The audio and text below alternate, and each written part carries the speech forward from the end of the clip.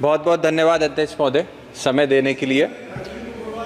और साथ ही मैं धन्यवाद देना चाहूँगा हमारे रेल मंत्री जी का, जो इतनी देर तक आप यहाँ बैठकर सबके सुझाव ले रहे हैं।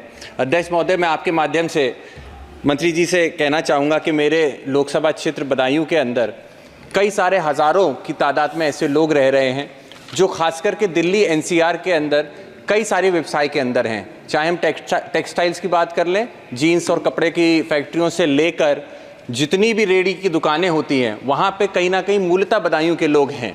70,000 से ज़्यादा के लोग हैं जो यहाँ पर रह रहे हैं। वहीं मैं आपसे आग्रह ये करना चाहता हूँ कि बदायूं से दिल्ली के लिए और दिल्ली से बदायूं के लिए एक रेल सेवा की मांग लगभग 10 से 15 सालों से की जा रही है। फाइल काफ़ी आगे तक बढ़ी है। अगर आप अपनी निगाह उस पर डालेंगे तो निश्चित ही वो सेवा बदायूं को एक बड़ी सौगात के रूप में मिल सकती है।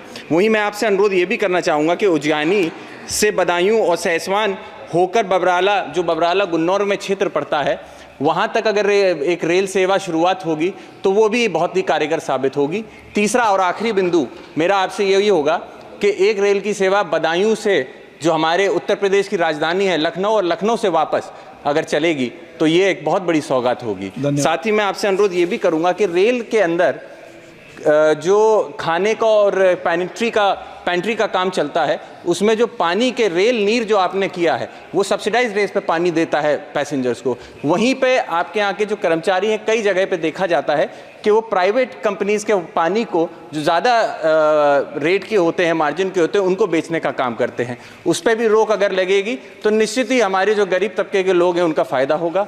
और अंत में यही कहूँगा कि मैं काफ़ी देर से आपको देख रहा था, कई समय पे आपने अपने कलम को उठा के, जो आपके सामने डायरी है उसमें पॉइंट्स को नोट किया है।